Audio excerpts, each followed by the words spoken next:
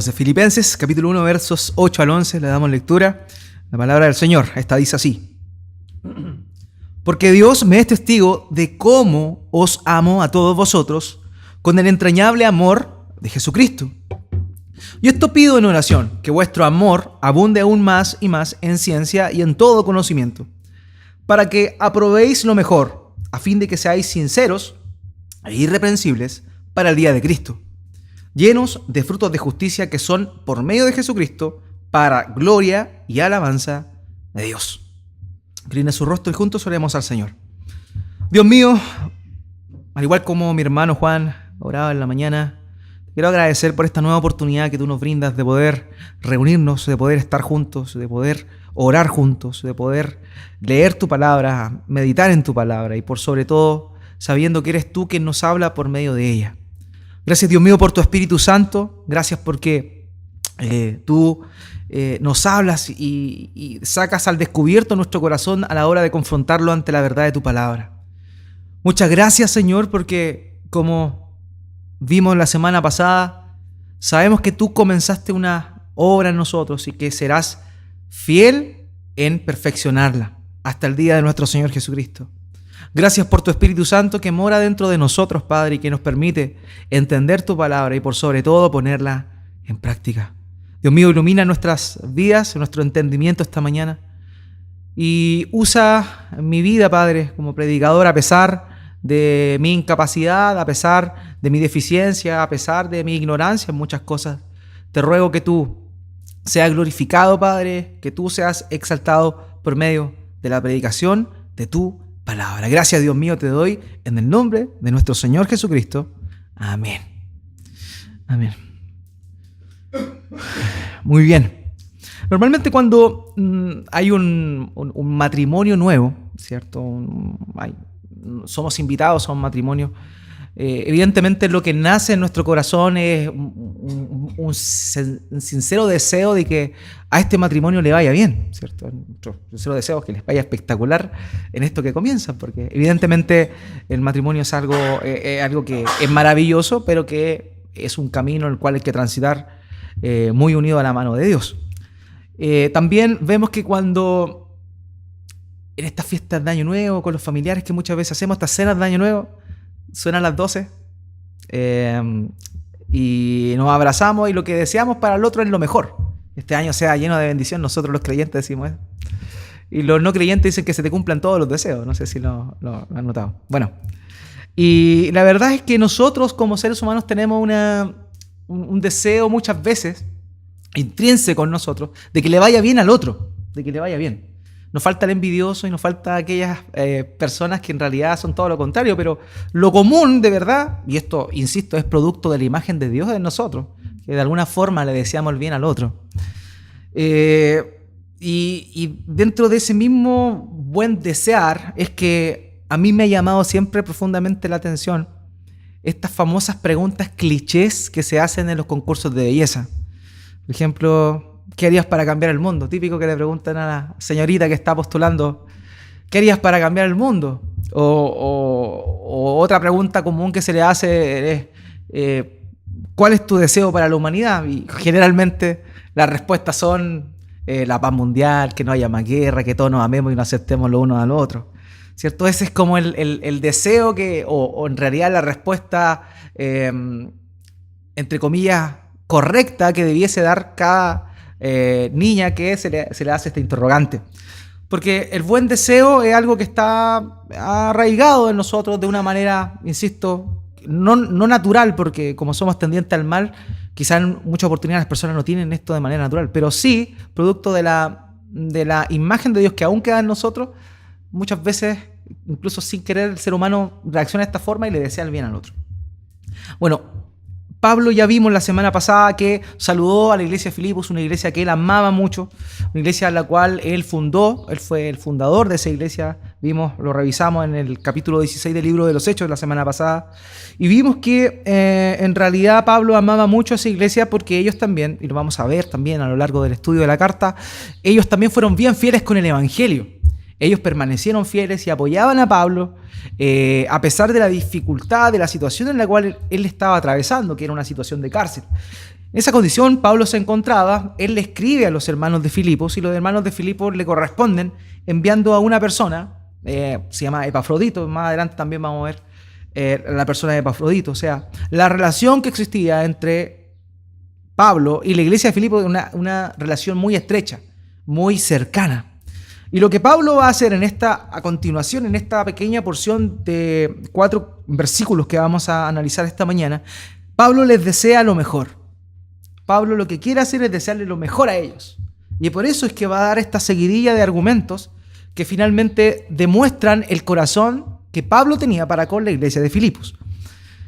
Fíjense que él comienza en el verso 8 diciendo lo siguiente. Acompáñenme por favor con su mirada en las Biblias. Dice, porque Dios me es testigo de cómo os amo a todos vosotros con el entrañable amor de Jesucristo. Lo que Pablo está diciendo acá es que él se va a dirigir a sus hermanos por medio de esta carta. Pero primero que todo quiere mostrar o marcar o delimitar el amor que él tiene por los hermanos. Y dice de esta forma, Dios me es testigo. O sea, usa a Dios, quien ve lo profundo del corazón, a quien Pablo no podía engañar. Y él le dice, Dios me es testigo. Él usa a Dios como testigo para poder hablarles y contarles el amor tan grande que él sentía por la gente de Filipos. Él dice, porque Dios me es testigo de cómo os amo a todos vosotros en el entrañable amor de Jesucristo. Pablo amaba a los hermanos de Filipos, pero Pablo los amaba con un amor sobrenatural, con un amor profundo. Dice, de cómo os amo a vosotros con el entrañable amor de Jesucristo. Eso es lo que él está diciendo. O sea, en primer lugar usa a Dios como testigo del amor que tiene. Dios me es testigo de cuánto yo los amo a ustedes. ¿Ya? Y también el amor que yo tengo por ustedes es el amor que Cristo tiene. Por eso dice, os amo a todos vosotros con el entrañable amor de Jesucristo. Esa expresión entrañable es importante dentro de lo que Pablo está diciendo acá, porque de hecho incluso hasta la traducción entrañable es buena, porque ese amor que Pablo está sintiendo acá es un amor que proviene desde sus entrañas. Por eso es entrañable amor. Pero fíjense bien, no dice yo no los amo a ustedes entrañablemente. Lo que él está diciendo es, yo os amo a todos vosotros en el entrañable amor de Jesucristo. O sea, el amor que Pablo tenía por los hermanos de Filipos era un amor que él lo sentía desde su interior. Desde los griegos en aquel entonces y las personas de la antigüedad pensaban que las emociones, los sentimientos estaban en los intestinos, por así decirlo, en las entrañas. Entonces, por eso él utiliza esta expresión entrañable, o sea, algo que se sentía desde adentro. Pero Pablo está diciendo que el amor que él tenía por ellos no era un amor conforme a lo que él amaba, sino el entrañable amor de Jesucristo. O sea, él los amaba a ellos con el amor que Cristo tenía por ellos. Entonces, eso es lo primero que Pablo va a estar marcando acá. Él ama a sus hermanos con el amor entrañable de Jesucristo. Y ese amor que Pablo presenta, que Pablo manifiesta por la iglesia, él lo va a traducir de una manera práctica para aquellos hermanos que él ama con todo su corazón, pero que no los tiene cerca. Nosotros tenemos a nuestros hermanos cerca, ¿no? ¿Cierto? Y podemos hacer algo más. Hablamos también cuando revisamos la primera epístola de Juan, ¿cierto? Vimos que hablaba Juan del amor práctico. Aquel que ama a Dios tiene que también amar a su hermano. Y no basta tan solo de amar de palabras, sino en hecho y en verdad. Eso es lo que la Escritura nos dice también. Pero en este caso particular, Pablo estaba lejos de los filipenses. Él estaba preso, recordemos, estaba pasando aflicción. Sin embargo, él, a pesar de su aflicción, le escribe esta carta a los de Filipos y les muestra su gran amor, el amor entrañable que él tenía por ellos. Y la forma práctica de demostrar su amor es orando por ellos. Esa es la manera práctica de demostrar el amor. La oración que Pablo tiene por los hermanos que se encontraban en la ciudad de Filipos. Y esto pido en oración. Que vuestro amor abunde aún más y más en todo conocimiento. Fíjense en esto que de verdad es sumamente importante. ¿De qué forma Pablo muestra su amor por los hermanos? orando por ellos, orando por ellos. Si tú amas a tu hermano, tú vas a orar por tu hermano. Es un principio que ya lo analizamos un poquito más en profundidad antes. Pero ahora vamos a ver la importancia o el tenor de la oración que Pablo tenía por estos hermanos. Normalmente nosotros cuando oramos por los hermanos, ¿cierto? Oramos para que le vaya bien, lo analizamos en Juan. Si están pasando por una necesidad, para que el Señor supla esa necesidad. Si están pasando por una enfermedad, en primer lugar oramos para que Dios en su misericordia les sane. O bien, si no es la voluntad de Dios dentro de su soberanía, que les permita resistir y ser fortalecido en un periodo de prueba como es la enfermedad. Y eso es lo que nosotros oramos. Pero en particular, Pablo acá va a orar. Eso está bien, tenemos que hacer eso. Pero Pablo lo que va a hablar en esta oportunidad va a pedir específicamente por algo. Y no son esas cosas físicas o tangibles que los hermanos necesitan. Él va a orar por lo que espiritualmente sus hermanos necesitan. Y eso es lo que va a empezar a mostrarnos a partir de los versículos que van a continuar. Él sabe que si sus hermanos están fortalecidos espiritualmente, van a poder sortear cualquier necesidad o cualquier dificultad física o tangible que ellos puedan tener. Por eso es que la oración de Pablo no es por las cosas físicas, sino por las cosas espirituales. Porque si ellos están firmes espiritualmente, van a poder resistir y van a poder salir de la dificultad, en su confianza en Dios, salir de la dificultad que puedan estar pasando.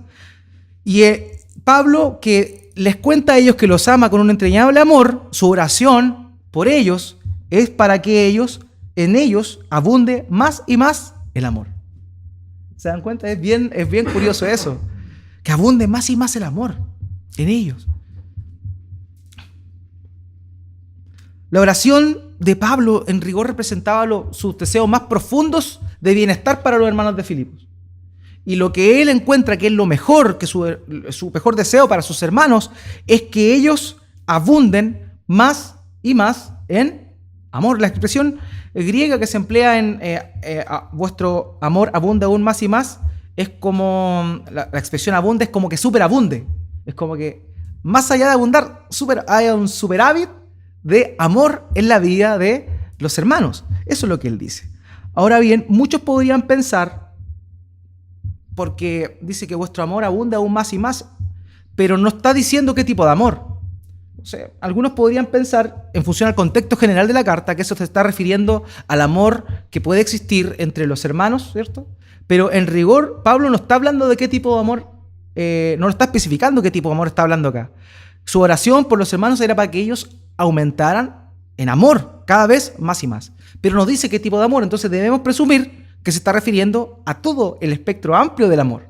El amor por Dios, el amor por los hermanos, y el amor también por el prójimo, en el cual involucra también a las personas que no son creyentes. Entonces la oración de Pablo, el deseo sincero de Pablo, lo mejor que él le deseaba a la iglesia, a los hermanos de Filipos, era que ellos pudieran abundar más y más en amor, en todo el espectro del amor. Porque si los hermanos abundaban en amor, iba a ocurrir una seguidilla de beneficios para los hermanos. Y esos son los beneficios que va a empezar a manifestar más allá. Ahora bien, en el versículo 9 dice de qué forma debe aumentar este amor. Fíjense, dice que vuestro amor abunde aún más y más en ciencia y en todo conocimiento. O sea, no es un amor ciego como muchas veces se nos representa el amor, ¿cierto? El amor ciego. Recuerdo que había una película antigua que se llamaba Amor Ciego, donde una persona, un hombre que era muy fijado en cosas, se enamora de una mujer. Él la ve delgada, pero en realidad era gordita la mujer. No sé si ustedes la han visto, esta película era bien simpática. Pero eso demostraba que el amor es ciego, es decir, no importan esas cosas exteriores, ¿ya? Eso es lo que la gente normalmente piensa sobre el amor. Pero fíjense que el amor por el cual Pablo está orando no es un amor ciego. Es un amor que ve, es un amor que entiende, es un amor que discierne. Porque dice que este amor abunde aún más y más en ciencia y en todo conocimiento. Ahora bien, el amor que Dios quiere que nosotros tengamos y que crezcamos y que nosotros debemos ejecutar es un amor que tiene conocimiento y que discierne. Pero esto lamentablemente quizá lo podríamos tomar como una limitante para el amor. O sea, sí, voy a amar, pero de forma racional. porque la Escritura me está diciendo que sea racional. Pero en realidad está diciendo eso, pero hay que tener un cuidado, porque este límite de la ciencia y del conocimiento, más allá de ser una limitante del amor, para que tú ames de una forma y no de otra, en realidad es para que tú ames de mejor manera. No es para coartar tu amor, sino que es para que tu amor sea efectivo. Por eso tú necesitas amar con conocimiento y amar con discernimiento. Eso es sumamente necesario. Porque lo que pasa es que este amor tiene que ser grande, pero dirigido en la sabiduría de Dios. No puede ser un amor que se da así nomás, ¿ya? Sino un amor en función a lo que la Biblia nos ha mostrado que nosotros debemos amar. Un ejemplo claro de esto es lo que nosotros vemos en nuestros matrimonios. Los matrimonios del mundo, ¿cierto? Se aman, pero el amor que ellos se tienen entre sí es un amor que va en función de lo que ellos creen que es el amor. Sin embargo, nosotros los creyentes que hemos depositado nuestra confianza en Cristo y que vemos en la Escritura el estándar de amor que nosotros debemos tener como esposos, sabemos que el amor que nos debemos tener es un amor sacrificial. El mundo no sabe eso, por tanto ama como puede o como cree que debe amar. Sin embargo, nosotros, como tenemos conocimiento y discernimiento del amor que Dios ha derramado en nosotros y el cual Él nos exige, es por eso que nosotros amamos ahora conforme a como Cristo nos amó a nosotros. ¿Se dan cuenta de eso? Entonces, esta expresión de decir amen con todo conocimiento y con todo discernimiento tiene que ver más allá de limitar el tipo de amor, sino a hacerlo de una manera efectiva. De una manera efectiva. Porque el versículo 10 nos lo va a corroborar. Dice, versículo 10, esto viene de lo anterior. Lo anterior era que abundara más y más el amor en ciencia y en todo conocimiento. Y esta ciencia y este conocimiento es para que aprobéis lo mejor, o sea, para que maximicemos el amor, para que lo hagamos de mejor manera. Entonces, el amor que Pablo está rogando a Dios por los hermanos de Filipos es para que ellos crezcan más y más en Él, pero para que puedan amar como corresponde, como Dios quiere que ellos amen. Ahora, la conclusión de ese amor, o lo que va a conseguir ese amor en la vida de las personas, es que ellos aprueben lo mejor y sean sinceros e irreprensibles para el día de Cristo. La expresión sincero en el griego es bastante interesante, porque ¿qué significa ser sincero e irreprensible delante del día de Cristo? O sea, nosotros podríamos decir, ya, pero soy sincero, pero en rigor, ¿qué es lo que implica esa sinceridad? Y la palabra que se emplea ahí en el texto griego tiene una palabra compuesta que tiene que ver con el sol y el juicio. O sea, poner en juicio, juzgar o discernir algo en función al sol. Una idea bastante extraña. Pero en rigor tiene la idea de ser transparente, de poder ser vistos delante de Dios. Súper sencillo. ¿Se acuerdan ustedes a mí me pasaba cuando era niño, cuando era pequeño, y llegaba a la casa una carta y uno no podía abrirla porque era de los papás? Entonces, ¿uno qué hacía? Le ponía la carta al sol y ahí veía lo que decía. A ver si algún familiar del sur mandaba plata, entonces uno veía si traía un billete adentro. No. Pero bueno, eso es lo que se hacía. Se ponía al sol y así se veía si efectivamente el contenido de lo que estaba en el sobre. Esa es básicamente la idea. El ser sinceros tiene que ver con ser expuestos y ser vistos. Ser transparentes delante de Dios. Eso es lo que implica. O sea, nosotros debemos amar con conocimiento, con el conocimiento del amor de Dios, viviendo el amor de Dios, pero el propósito de ese amor es para que nosotros nos presentemos a Dios de una manera transparente. ¿Ya? Si nosotros nuestra vida va a ser diáfana delante de Dios. Él va a poder verla, bueno, Él ve todo en realidad, pero en rigor lo que implica es nuestra postura frente a Dios, ser sinceros, ser transparentes. ¿Ok? Y la otra idea de irreprensibles tiene una connotación doble. Tiene que ver con alguien que no tropieza en primer lugar y en segundo lugar que no hace tropezar al otro. Entonces, cuando nosotros crecemos en el amor que Dios quiere que nosotros crezcamos, eso va a hacer que nosotros podamos presentarnos delante de Dios de una manera limpia, de una manera transparente, pero a la vez de una manera en la cual nosotros no tropezamos, ¿ya? No caemos ante la dificultad, ante el pecado, etc. Pero también en una situación que nosotros no somos tropiezo para otros. Y eso es importante, porque el amor, recordemos que tiene estas dos dimensiones, la dimensión vertical que tiene que ver con el amor con Dios y también la dimensión horizontal que tiene que ver con el amor para con la gente que tengo a mi lado, mi hermano, mi vecino, etc. Entonces, una persona que es sincera es una persona que es transparente. Una persona que es irreprensible es una persona que no tropieza y que no hace tropezar a otros. Ese es el propósito del amor. Del amor. Si usted tropieza, si usted cae ante una situación determinada, ante una tentación, lo que usted necesita crecer es el amor. Curioso, porque el amor es como el paraguas que cubre todo. En amor para con Dios, en amor para con mi hermano y en amor para con mi prójimo. Eso es lo que yo debo crecer para poder no ser tropezar y a la vez no ser tropiezo para otros. Y después eso que está diciendo acá Pablo, de ser sinceros y ser irreprensibles, va a traducirse en lo que aparece en el versículo 11. Fíjense bien. Dice, llenos de frutos de justicia que son por medio de Jesucristo para gloria y alabanza de Dios. La oración de Pablo, ¿cierto? De amor, y es amor con conocimiento, es amor con discernimiento, era para que ellos se presentaran, ¿cierto? Para que ellos se presentaran delante de Dios y no fueran tropiezo para los demás. Pero la idea que ahora va a añadir es que eso también, el amor, crecer y abundar más y más en amor, va a hacer que nosotros llevemos vidas fructíferas. Pero no en cualquier fruto. El fruto que está hablando acá es el fruto de justicia. El fruto de justicia. El fruto de justicia es, a pesar de que dentro de la concepción hebrea el fruto de justicia tenía una connotación más bien a la caridad, a la beneficencia que hacían para con las personas pobres, por ejemplo. Pero en rigor, en este contexto, los frutos de justicia se está refiriendo a el carácter justo de Jesucristo representado y reflejado en la vida del creyente.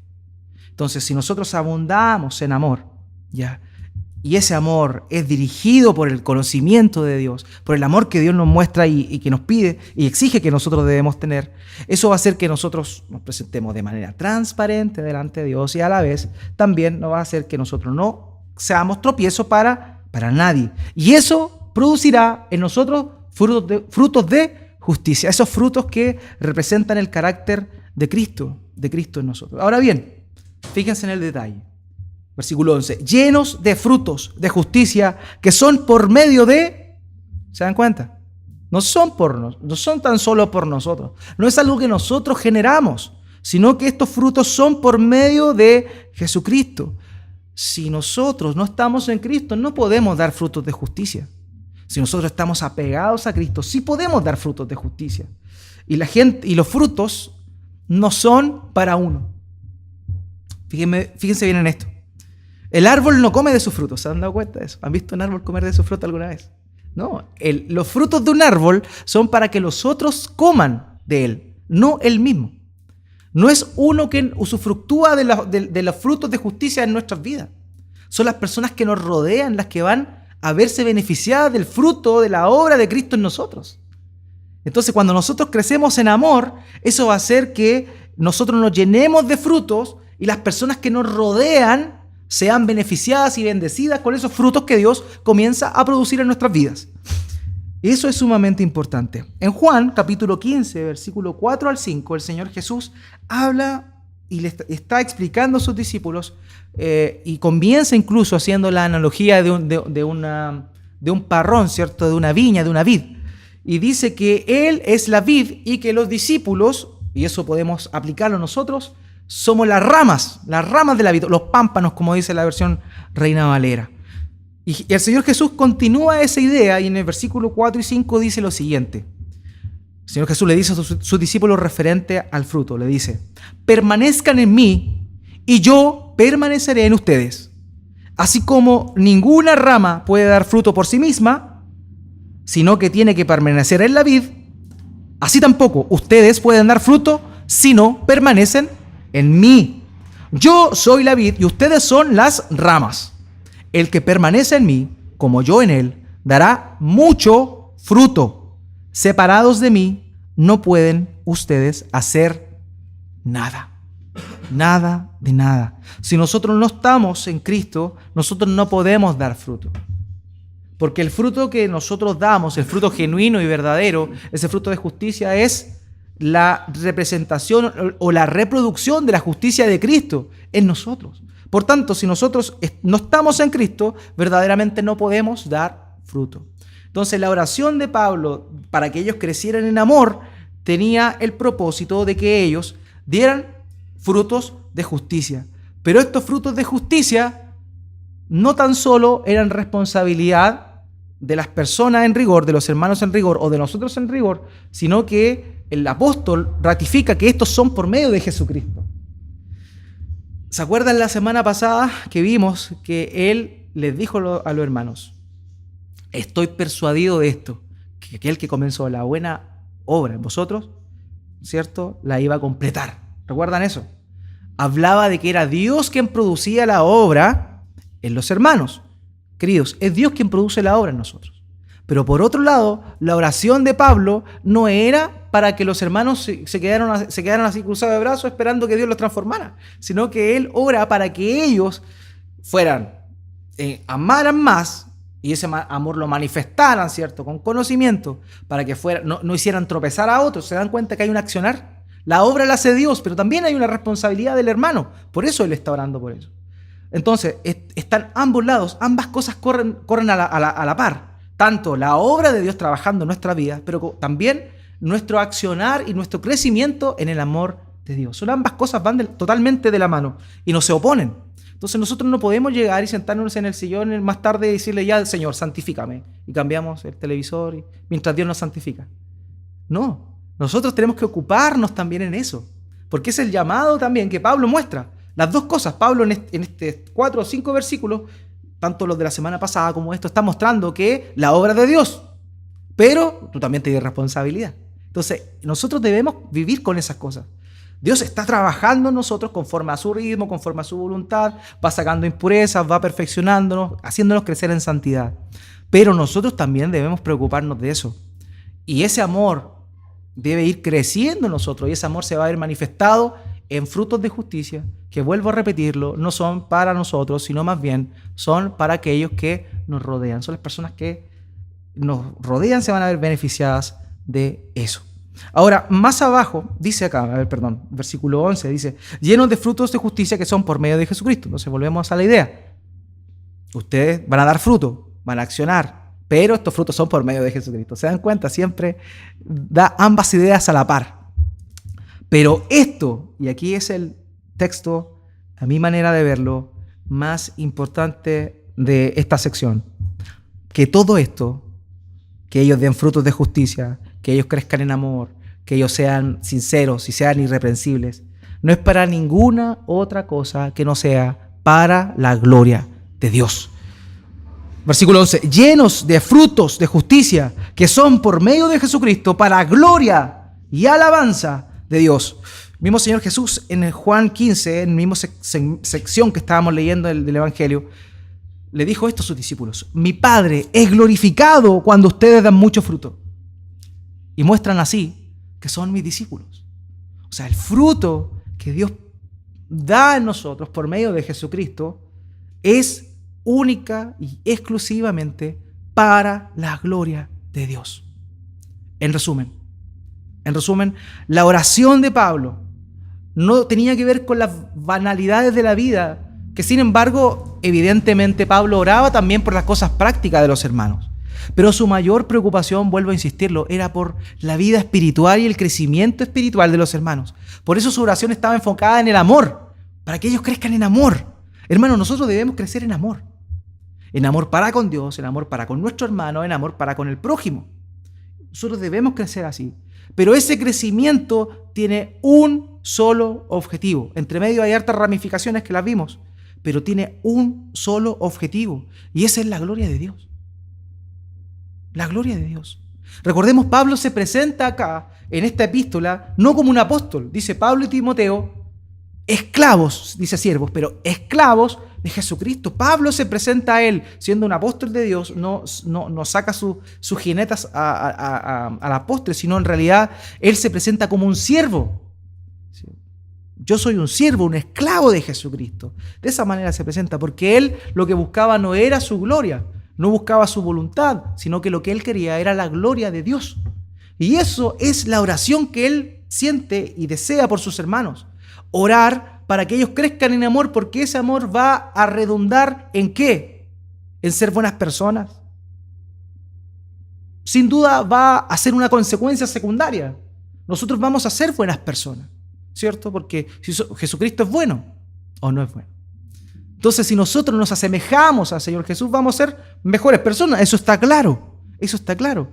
También el parecernos a Jesús va a ser beneficioso para las personas que nos rodean. Eso también está claro. Pero el punto medular de esto es que esta transformación es única y exclusivamente para la gloria de Dios. Hermanos, nosotros vivimos para la gloria de Dios, no para nosotros. De hecho, cuando nos presentamos ante alguna persona, típico, le decimos decirle, Pablo, mucho gusto, esclavo de Jesucristo. Porque eso es lo que somos. Obviamente no lo vamos a hacer, pero es una manera de decir lo que debe ser siempre nuestra actitud. Somos esclavos de Jesucristo. Él nos compró, nosotros ya no vivimos para nosotros, no nos complacemos a nosotros. Pablo no se complacía a sí mismo. Pablo estaba preso por el Evangelio. Pablo persiguió por muchos años el Evangelio, sin embargo ahora a él le tocó llevar preso a muchas personas, dice que le arrastraba a los concilios, y ahora a él le tocaba estar preso por el Evangelio que él persiguió. Pero él estaba orgulloso de eso y orgulloso también de los hermanos. Entonces, eso es importante, querido hermano. La oración de Pablo es el deseo de Dios para nosotros.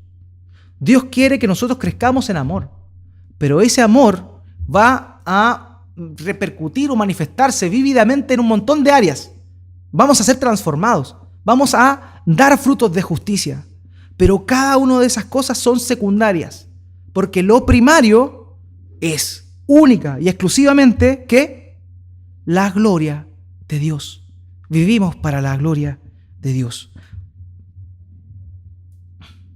El Catecismo Menor de Westminster, que es una enseñanza de pregunta y respuesta que los hermanos en Inglaterra hicieron con el propósito de enseñarles a los niños, incluso la aplicación más grande era esta, enseñarle a los niños. Había un catecismo mayor o extendido y un catecismo menor.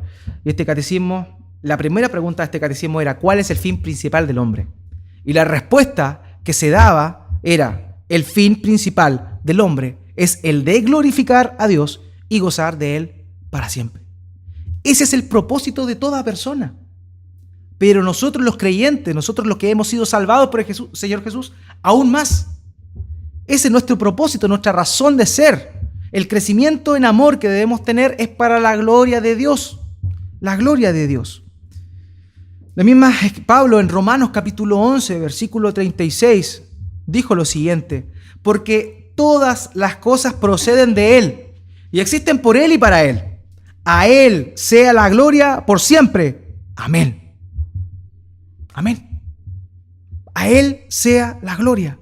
Nuestras vidas como creyentes deben ser vidas que viven para la gloria de Dios y no para nosotros mismos. Pablo, cuando le escribe a los Corintios, en 1 Corintios capítulo 10, verso 31, ahí había una discusión sobre la comida, lo que comían, y en algún momento, cuando analicemos Corintios, lo vamos a ver de mejor manera. Pero Pablo termina esta sección en el versículo 31 del capítulo 10 diciendo lo siguiente: en conclusión, hermanos, ya sea que coman o beban o hagan cualquier cosa, háganlo todo para la gloria de Dios. Háganlo todo para la gloria de Dios. Pablo también en Romanos capítulo 16, versículo 27, dice lo siguiente, terminando la epístola. Está terminando la epístola y él lo dice así: al único sabio Dios sea la gloria para siempre por medio de Jesucristo. Ese es el deseo y ese es el sentir de todo el mensaje apostólico, de todo el mensaje de la Escritura para nosotros los que somos creyentes, hermanos míos. Ya no vivamos para nosotros, vivamos para la gloria de Dios. Crezcamos en amor, hagamos todo lo que tenemos que hacer, pero cada una de esas cosas son únicas y exclusivamente para la gloria de Dios. Al único sabio Dios sea la gloria para siempre por medio de Jesucristo. Amén. ¿Por medio de quién? De Jesucristo. Nosotros vamos a dar gloria a Dios siempre que estemos por medio de Jesucristo, imitando a Cristo.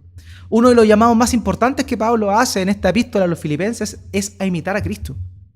Incluso más adelante vamos a ver que también en 1 Corintios lo dice. Imítenme a mí porque yo imito a Cristo. La mejor forma la única, no la mejor, la única forma en la cual nosotros podemos glorificar a Dios es siendo como aquel que verdaderamente ha satisfecho la felicidad de Dios, que ese es su Hijo Jesucristo. Es su Hijo Jesucristo. Entonces, eso es lo que nosotros tenemos que tener claro. Nosotros vamos a dar gloria a Dios cuando nosotros imitemos a Jesús, cuando nosotros seamos como el Señor Jesús. ¿Y cómo fue el Señor Jesús? ¿Cómo vivió el Señor Jesús?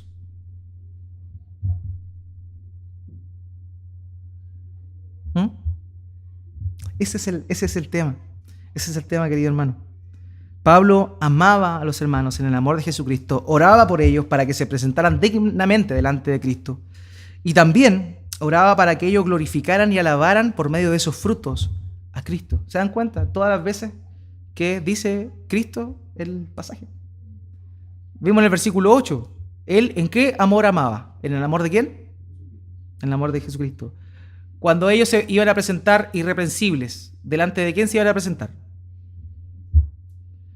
¿Por medio de quién eran los frutos de justicia? Hermanos míos, el deseo de Pablo era que ellos dieran gloria a Dios, pero no hay manera de dar gloria a Dios si no es por medio de Jesús. Fue el Señor Jesús, ¿cierto?, quien nos mostró la manera más excelente de amar, la manera de amor más sublime, de despojarse, como leíamos en el versículo del devocional, en el pasaje del devocional, en despojarse a sí mismo, tomar forma de siervo, ser hecho semejante a los hombres, y en esa condición de hombre, humillarse más todavía y morir en la cruz. Ese es el amor de Cristo, ese amor que cantábamos profundo es el amor de Cristo. Ese es el amor de Cristo, un amor sacrificial, un amor que se entrega, un amor que no busca lo suyo propio, sino que busca la gloria de Dios. Ya bastó el tiempo pasado, querido hermano, para vivir como nosotros vivimos. Ahora crezcamos en amor para la gloria de Dios, como el Señor Jesucristo, que por la gloria de su Padre se humilló a sí mismo, salvando nuestras miserables vidas pecadoras de una eterna condenación en el infierno y dándonos eterna salvación. Ese es el llamado que Pablo hizo a los hermanos de Filipos, y también el llamado que Dios nos hace esta mañana a nosotros. Todo hagámoslo para la gloria de Dios. Oremos al Señor.